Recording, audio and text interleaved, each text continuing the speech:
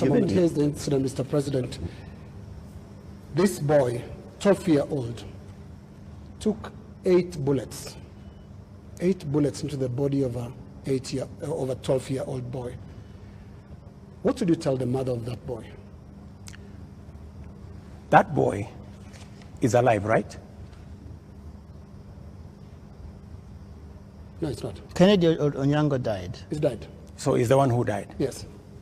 So you're not talking about the person who was shot with rubber bullets? No. No. Yeah? Shot with bullets 8 times. Let me tell you. Yeah. In Gong, this is the situation in Gong, right? In Gong, there was an incident where the police were overpowered by criminals. They took firearm from the police. They used that firearm against people.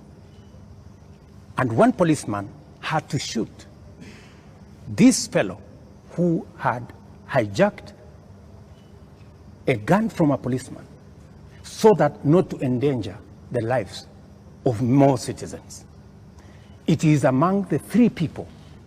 One of the criminals is among the 3 people who was shot by the police after they overpowered the police and took the bullet and took the gun from the police and used it against innocent citizens. I cannot confirm to you that this is not the man that shot the child, but investigations are going on and we will get to the bottom of it. Mr. President, I am telling the mother of this young person that I, as president, will make sure that finally I will give her an explanation of what really happened and make sure that we bring this to a situation where, like her, like myself who have children, she too her child can be accounted for. Mr. President, the Kenya National Commission on Human Rights is the one that has accounted for 24 bodies lying in morgues. And those bodies, the records show that these people either died in hospital and while undergoing treatment for gunshot wounds, or they ended up in the morgue in the last 2 weeks with gunshot wounds. 24. These 24, Mr. President, are you saying that the security agencies have told you that these 24 were criminals, that these 24 were armed, they were posing a danger to the police officers, and that is what necessitated the police to use live bullets on them? Because the circumstances for the police officer to use a live bullet is clear, even in their own code of operations. It is when the life of that police officer is in danger, or when somebody else's life is clearly in danger, and the person who is endangering that person is armed. Were the 24 armed? Did they pose a danger, a direct threat to the police? 2 things. The same Kenya Human Rights Commission, Kenya National Commission. Kenya National Commission. The government agency. Yeah, the government agency. Yes.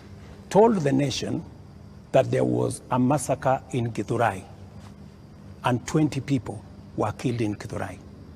Were 20 people killed in Githurai? Really? The Kenya National Commission on Human Rights does not have records of 20 people killed. No, but that's their statement. It is a statement that is public, you know? So the same Kenya Human Rights, Kenya Commission, Human Rights, National Human Rights Commission told the country a blatant fake news falsehood that there was a massacre. This 24 is also... Let me, you ask me a question, allow me to answer. Yes. That's what they told the country. So an organization that can tell the country without verifying that there was a massacre in Githurai. In fact, BBC, on that account, went to investigate in Githurai. And of course, you know, you have read, BBC has said there was no massacre in Githurai. Mr. President, there was one person who was shot by the police. Let me answer. Yep. So, an organization that is as reckless as to say there was a massacre when there was none, now is telling us there are 24, the police are saying 19. We will find out where the numbers are. Okay. But that is the credibility of the organization that you are telling. Mr. President, Mkuu chuo cha kilimo. Let me also. My question, Mr. President, just so that Eric can follow up. The people who died.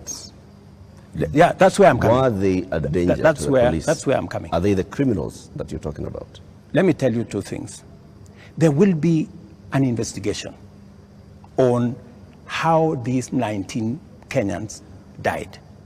There will be a clarity, an explanation for each and every one of them. I have told you one situation where somebody accosted the police, took over the firearm, started to shoot at people, endangering the lives of many other Kenyans. He was shot by the police. There is a situation in Parliament. How did the invaders in Parliament? They invaded Parliament and went straight for the armory at the Mausoleum. They went straight at the armory at the Sergeant at Arms office. Those are the investigations that we will get into, and a proper explanation will be given to the country. Are weapons lost? What I am saying... Are the weapons at the armories and the mausoleum and inside Parliament? That is why there will be an investigation of how these armories were attacked, and how did these people know that there was an armory in Parliament?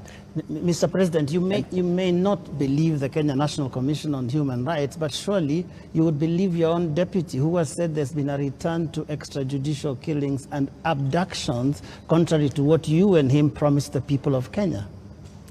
Let me tell you, I am the president. Mkuu wa chuo cha Kilimanjaro Institute of Technology and Management kilichopo Mwenge jijini Dar es Salaam na chenye ithibati na usajili wa NACVET number REG/ANE/029 anapenda kutangazia nafasi za masomo kwa ngazi ya diploma na certificate katika kozi za IT, Business Administration, Accountancy, Procurement and Supply, Front Office na Hotel Management. Chuo kimebobea katika ufundishaji kwa njia ya vitendo na kimeweza kutoa wanafunzi wenye weledi, wengi wameajiriwa ama kujiajiri, na kwa wale ambao wameamua kuendelea na degree wameweza kujiunga na vyuo vikuu bora hapa nchini na nje ya nchi. Pia kuna ofa ya kozi fupi za computer application, graphics and design, video production pamoja na CCTV camera. Kwa maelezo zaidi piga simu namba 0717816034 au 0766348652. KITM, elimu na ujuzi kwa maendeleo ya uchumi.